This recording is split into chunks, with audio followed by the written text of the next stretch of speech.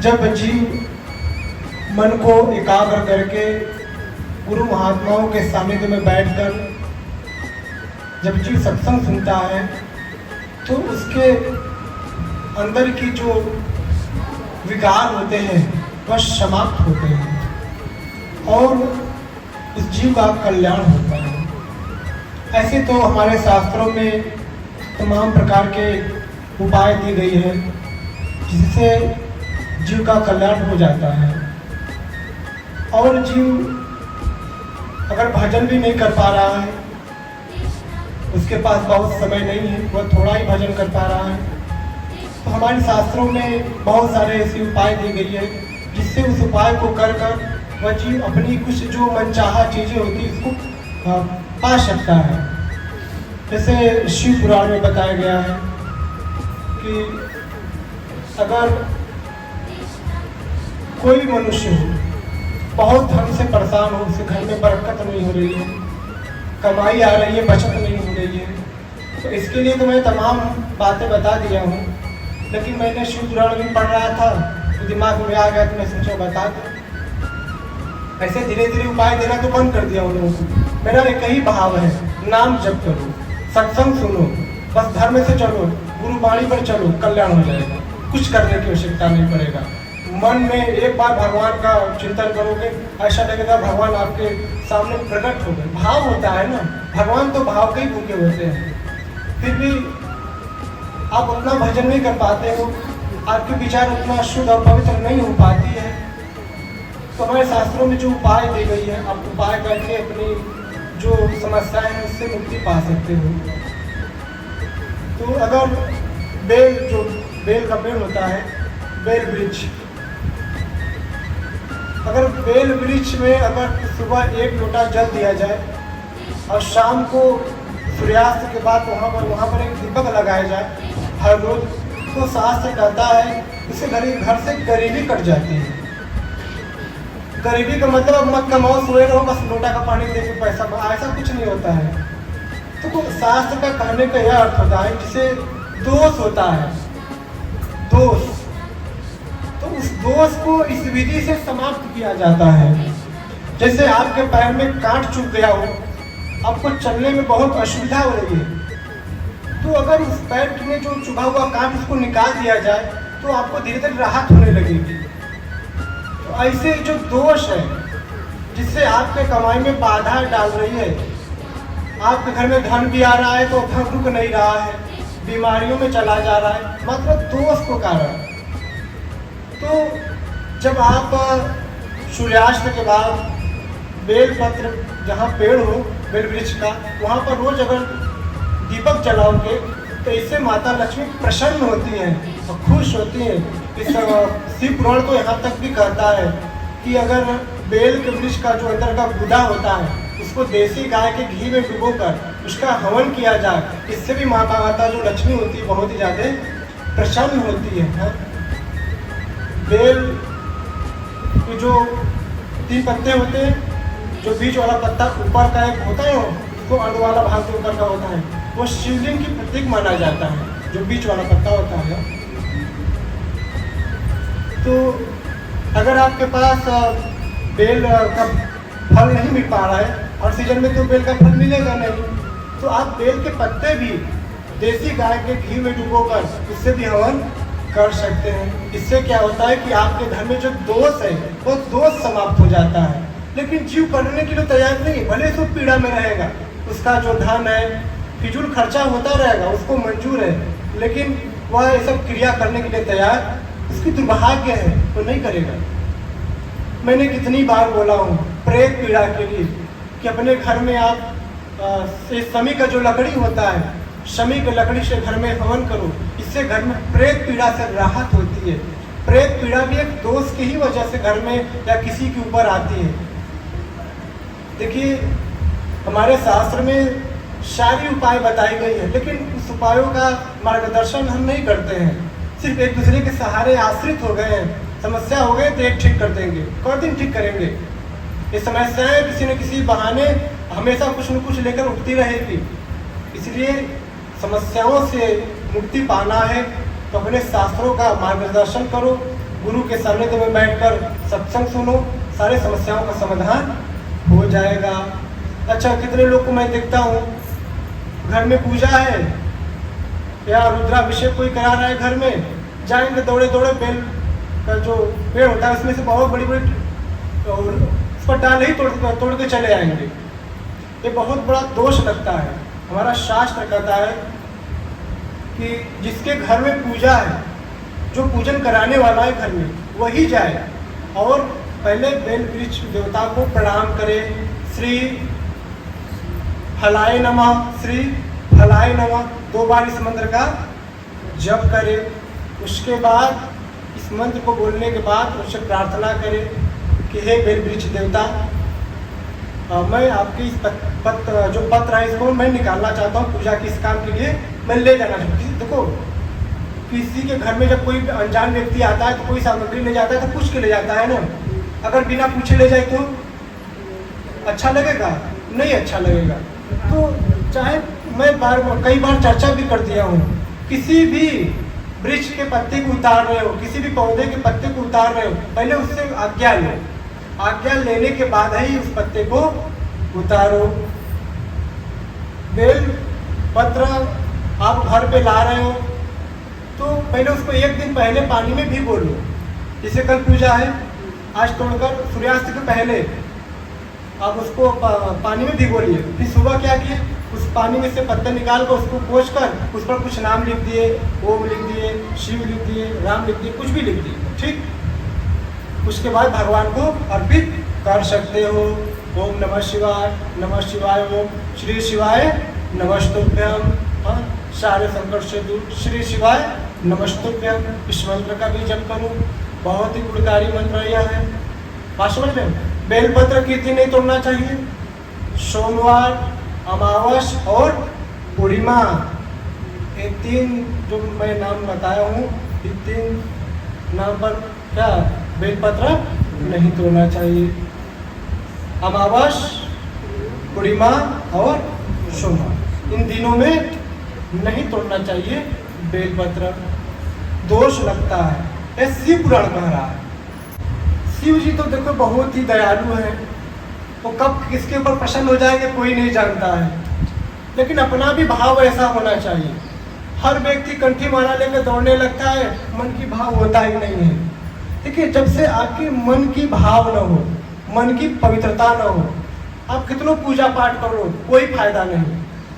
राम राम राम राम कर रहे हो, मन ठीक है ही नहीं है। हाँ, दूसरे के मन में द्वेष है, अभी पूजा करके उठूंगा तो उसको गाली दूंगा, अभी पूजा करके उठूंगा तो उसको 2 झपड़ मारूंगा। जब मन में पहले से ये भाव है तो भगवान आपकी पूजा कभी स्वीकारेंगे नहीं, कभी नहीं स्वीकारेंगे आपकी पूजा को भगवान।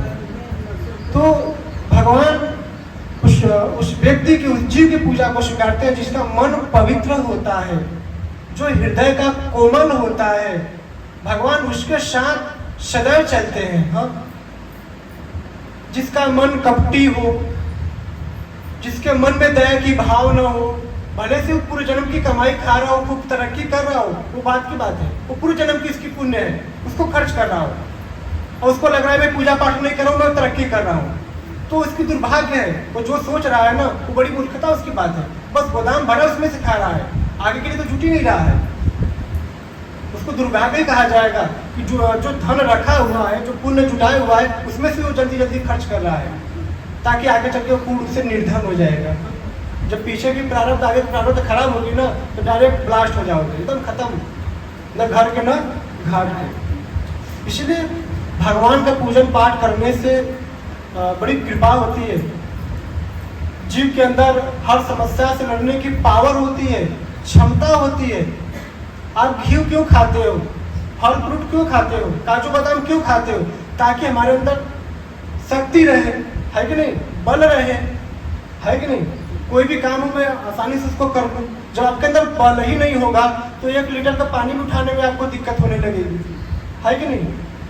तो जो समस्या है, जो समाज में तमाम प्रकार की समस्याएं हैं, इस समस्या से लड़ोगे कैसे? बल से तो लड़ोगे नहीं, दूध घी खाकर तो लड़ोगे नहीं, है कि नहीं।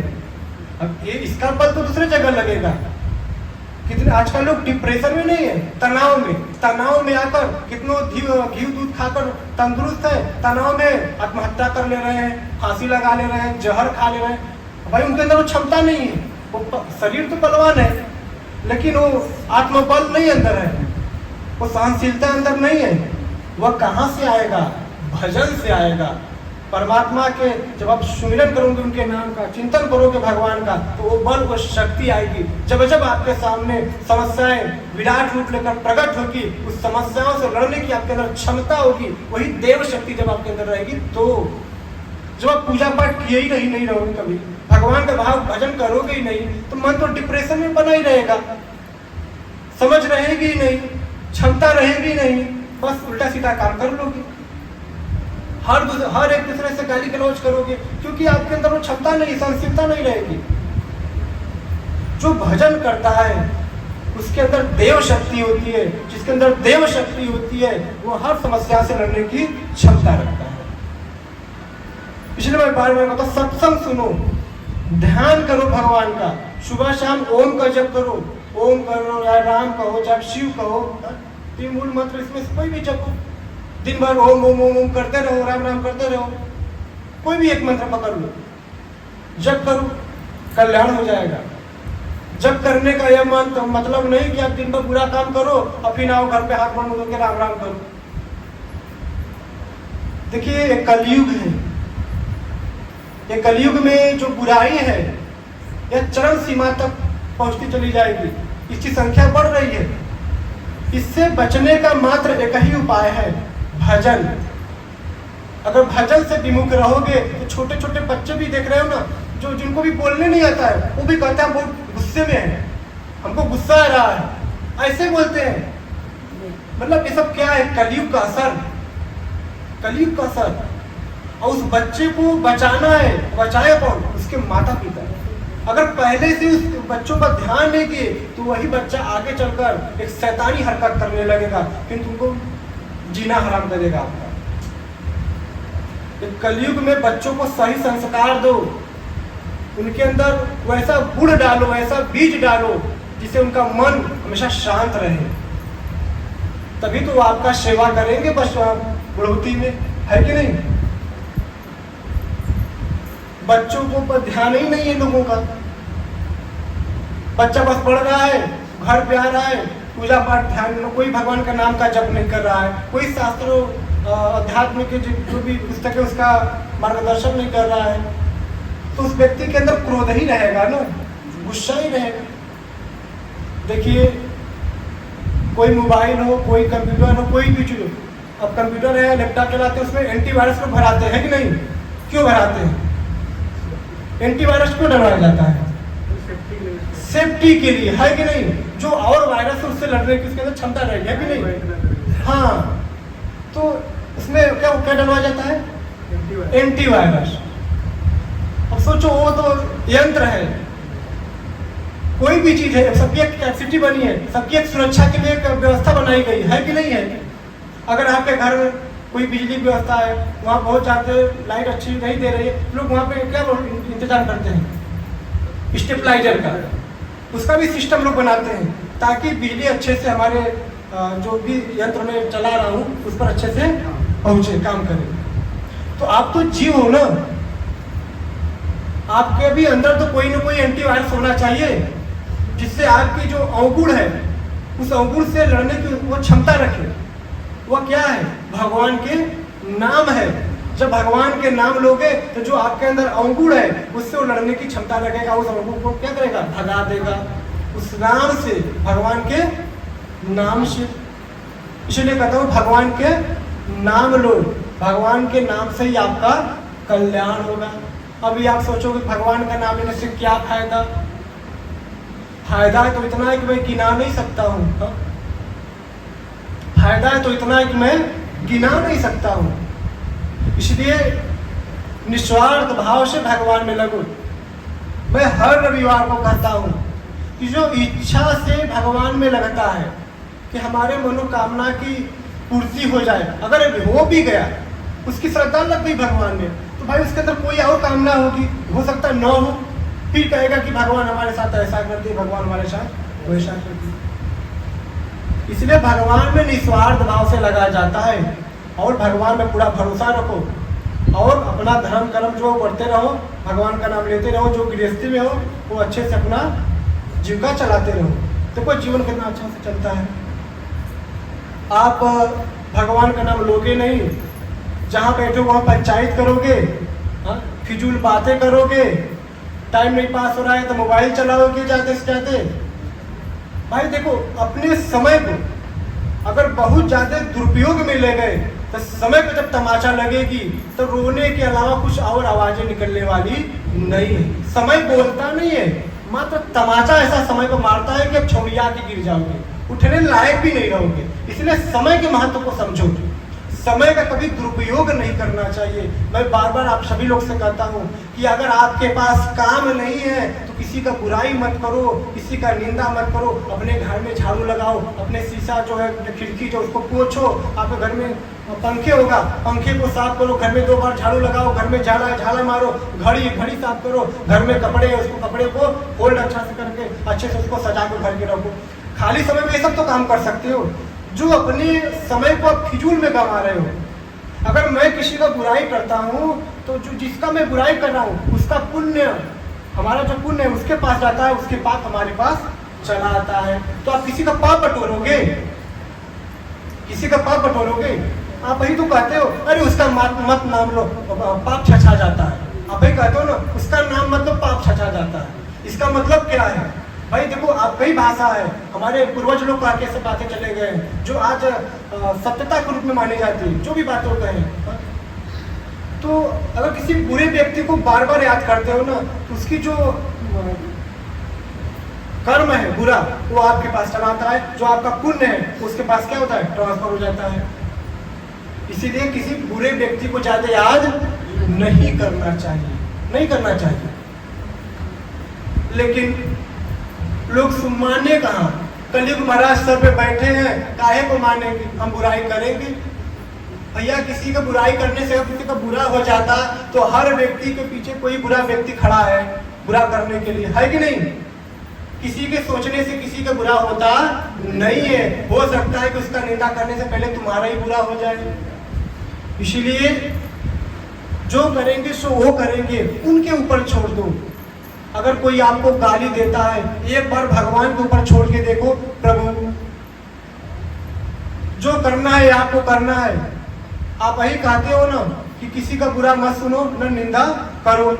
प्रभु हमको देखो गाली दे रहा है, आके आप फैसला करो। 10 दिन 20 दिन 25 दिन 30 दिन बीतेगा तो ऐसे देखोगे फैसला होगा चालू आपकी।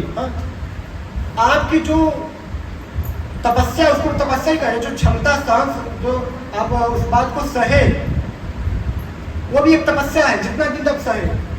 तो भगवान ने आपके जो आप विनती प्रार्थना करते हो उसको सुनते हैं। जो आपके साथ बुरा किया जाता है उसको कुछ समय बाद उल्टा ब्याज सहित परिणाम देते हैं। बात समझ में आई? इसीलिए मैं बार बार कहता हूँ, अपने काम में व्यस्त रहो और मस्त रहो। अपने काम में रहो, क्या करना है नहीं काम में अपने घर में रहो। इससे आपके पुण्य जो है बरकरार रहेगा। देखो, मैं आपके हित के लिए बोल रहा हूँ, इसमें हमारा कोई लाभ नहीं है। इसमें क्या है कि आपका पुण्य जो है वो बरकरार रहेगा। जो आप पूजा पाठ कर रही हो उसमें खोट नहीं रहेगा, वो आपका बरकरार रहेगा। तो मैं नहीं चाहता हूँ कि आप इतना मेहनत से इतने धूप में यहाँ तक आ रहे हो, पुण्य प्रताप कमा रहे हो, सत्संग के द्वारा जो सुन रहे हो, आप इसको क्षण भर में खत्म कर दो। तो भगवान का भजन भाव करना चाहिए। भगवान शिव की विवाह की तैयारी हो रही थी, थोड़े में ही बताऊंगा आप लोग को। भगवान शिव की विवाह की तैयारी हो रही थी और देवताओं को निमंत्रण भेजा गया, भाई फलाना समय में भगवान शिव का विवाह है, आप सभी लोग को चलना है।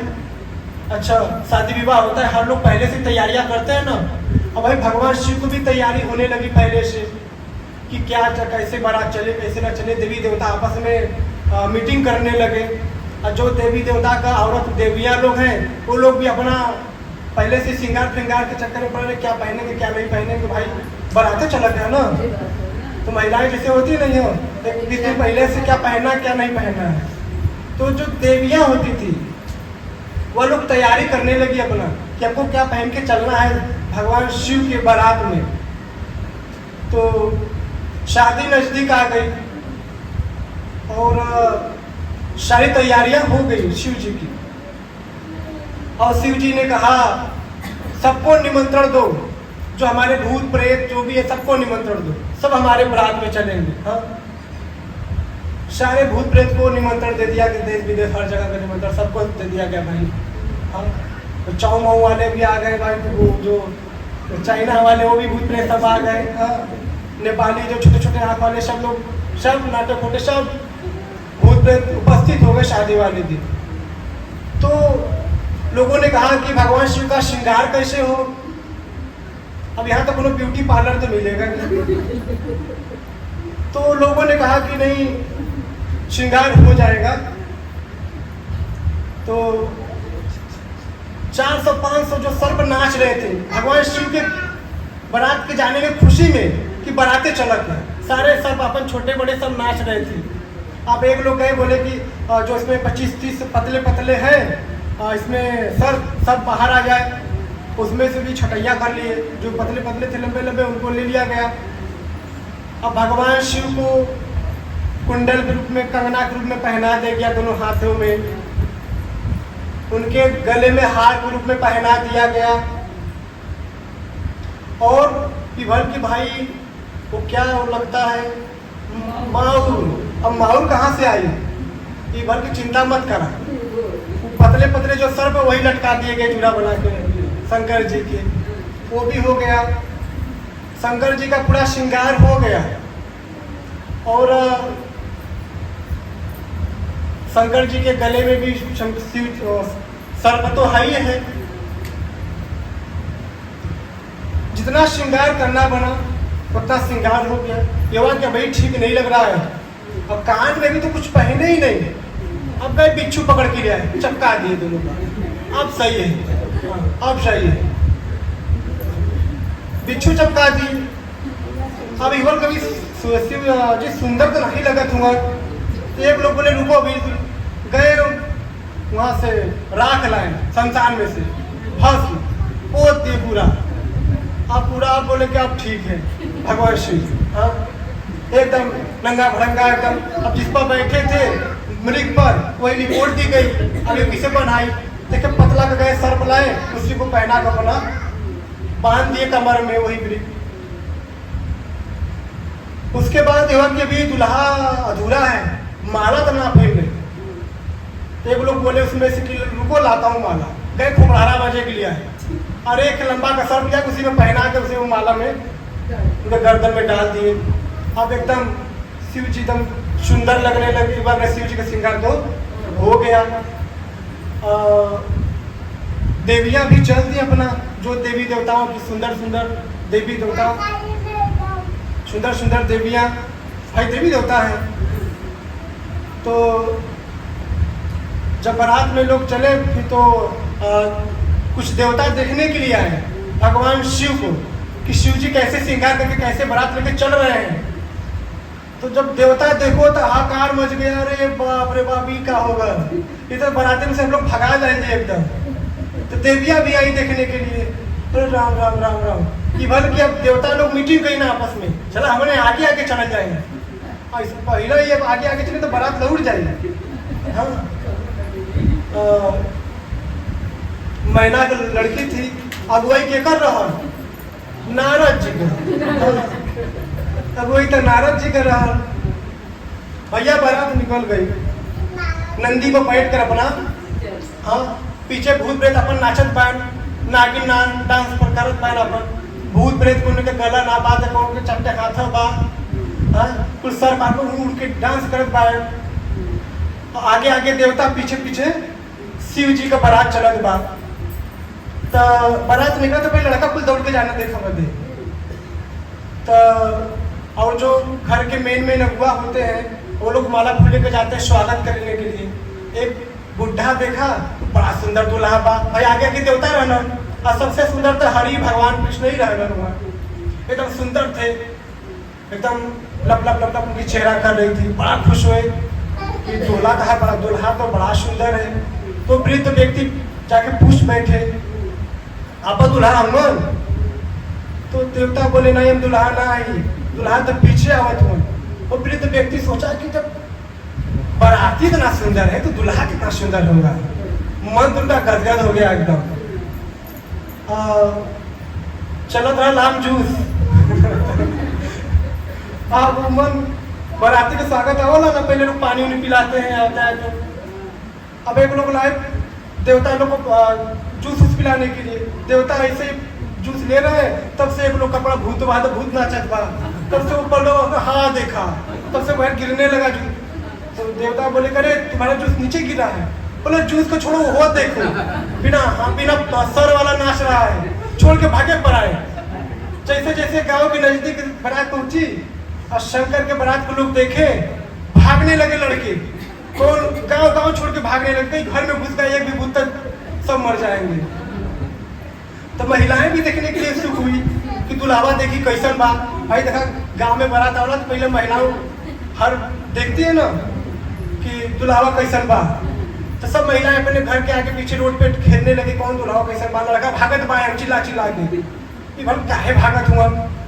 जब महिला कभी नजर पड़ल दुल्हा पर और भूत प्रेत पर, भगनी प्राण पूरा एकदम गांव के मेहरारू गांव छोड़ के भगनी, भागा नहीं, प्राण संकट में बा। भूत प्रेत नाचत पाए। अरे दुल्हा पता नहीं कैसा नंगा बिड़ंगा बा, हाँ भागने सब लोग।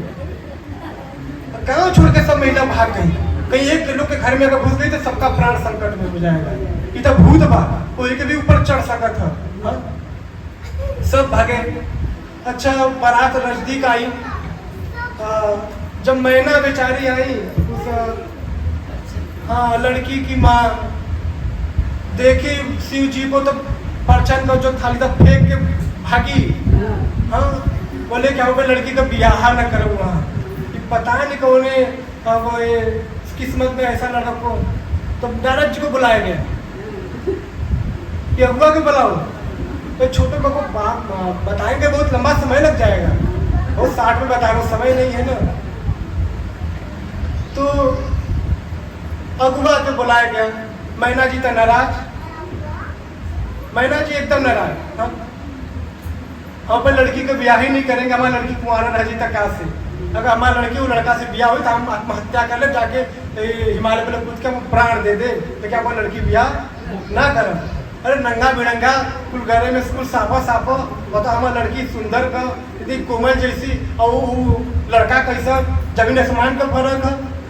नारद तक कहना कि लड़का बड़ा योग्य बा, बड़ा तपस्वी बा, सही और तपस्वी है, हम ब्याह न करें। नारद के जगह से नारद के लगने उल्टा उल्टा मैना सुनावा लड़की की माँ। अरे हमारे लड़की कोमल जैसे लड़की का माँ जेल की चौपट कर दिला, झूठ साथ बोल कर ब्याह करा दिला। तब नारद जी ऋषि मुनि कुछ लोग को लाए, समझाए कि भाई ये अर्धांगिनी है, ये जगत जननी है, यह सरस्वती माँ है। किसी कारण से जब माता बहुत पीछे कहानी जाएंगे तो लंबा पड़ जाएगा। हाँ जब सती जब आग में कूदी थी तो भगवान उनके वियोग में कितना पड़ गए थे। तो नारद जी समझाए कि आप लोग के पुण्य प्रताप से आपके घर में माता जी का जन्म हुआ है, माता पार्वती का। तो ये जन्मों जन्मांतर से भगवान शिव की अर्धांगिनी है। बात समझाएं, किसी प्रकार से शादी विवाह के लिए हाँ तैयार होती हैं। उसके बाद ब्रह्मा जी आते हैं, ब्रह्मा जी समझाते हैं भैया ऐसा कुंडल कुंडल कुदार पीताम्बर पहन के ब्याह कराओ, चलो मंडप। हाँ नहीं बड़ी समस्या खड़ी हो जाएगी।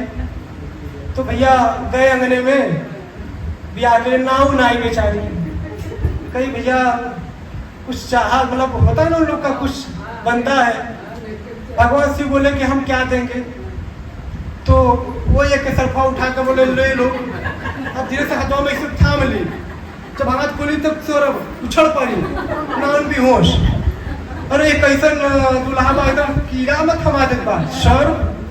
हाँ शंकर जी बोले कि मेरे पास तो यही है, मैं यही न दूंगा। तो विवाह होता है, और उधर शादी में जो विवाह बाराती आते रहते, फिर उनके भोजन वोजन की व्यवस्था की जाती है। जब टाट बिछाया जाता है भोजन के लिए, तो सब भूत प्रेत सब बैठ जाते हैं। अब कोई के गर्दन बा, कोई के गर्दन ना बा, कोई के दोनों हाथ बा ना बा, कोई के चाटे हाथ बा, कोनो के सर से खून चुअत बा, तमाम प्रकार का। कोनो चाइना से आल बान भूत प्रेत, कोनो नेपाल से आल बान, कोनो अमेरिका से, कोनो चौमाऊ बोला, कोनो हांगकांग बोला, काका बोला। अब सब परेशान होगी ना बाराती हुआ जो लड़की के घर वाले। अब कोई 2 गर्दन वाला तो 1 पत्थर रखे कि 2 पत्थर रखे, उसमें भी कंफ्यूजन लोग हो गए। अब कोनो को गर्दन ना पत्थर रखा कि ना रखे, खाने के लिए तो बैठ गए हैं, बड़ा परेशान हो गए सब लोग। तो अब जो खिलाने जा रहे हैं उसका भी टंगड़ी काफा था कि कैसे कोई देखा हमने राशन में दांत हाथी मती दांत, उसका बड़े बड़े दांत लेके बैठे हैं। किसी का हिम्मत करेगा? सब बल्टी छोड़ छोड़ भागे कि हम तो रखिया मिशन भूत प्रेतन की। फिर जैसे जैसे शादी संपन्न हुई और फिर सुबह में विदाई हो गई माता पार्वती का। छोटा में बताया हूँ, घंटों की चर्चा है, कथा है यह है भगवान शिव की विवाह। हाँ, इसीलिए कहा भूतेश्वर महाराज जो किसको कहा जाता है? भगवान शिव को भूतेश्वर महाराज भी कहा जाता है। हाँ? भूतेश्वर महाराज, शमशानी महाराज, है कि नहीं? तो ये भूत प्रेत भगवान के गढ़ में सब है, सब देवी देवता भूत प्रेत सब उनके गढ़ में आते हैं। भगवान सबको स्वीकार लेते हैं, सब लोग आओ हमारे साथ रहो। इसलिए भगवान शिव बहुत दयावान, बहुत करुणावान है। अगर उनको पवित्र मन से शुद्ध विचार हो आपका, अगर भगवान शिव का नाम लेते हैं, उनका विधिवत पूजा पाठ करते हैं, बहुत जल्दी प्रसन्न हो जाते हैं। इसलिए मैं आप सभी लोग से कहता हूँ, भगवान का भजन करिए, भगवान का नाम लीजिए, भगवान का चिंतन करिए और सत्संग सुनिए। ये जो आप सत्संग सुन रहे हो ना, इससे पुण्य मिल रहा है। इस पुण्य से आपके ऊपर भगवान की कृपा होगी। जो सत्संग सुनता है, जो भगवान चिंतन करता है, भूत प्रेत उसके ऊपर कभी लगते नहीं है। आप कितनों बड़ा पहलवान हो, आपके अंदर कितनों ताकत हो, लेकिन आपके शरीर में गंदी चीजें लग जाए तो आपको सुखाने में देरी नहीं लगेगी। ऐसे गंदी चीज आपके अंदर प्रवेश न करे। ऐसे दिव्य शक्तियां कैसे आपके अंदर प्रवेश होगी? वो भगवान के नाम से। जब भगवान के नाम का चिंतन सुमिरन ध्यान करोगे, जब सत्संग सुनोगे, तो आपके तरफ दिव्य शक्तियां आती है। वो दिव्य शक्तियां आपकी शरीर की रक्षा करती है, आपके परिवार की रक्षा करती है और आपका मन हमेशा शांत रहता है।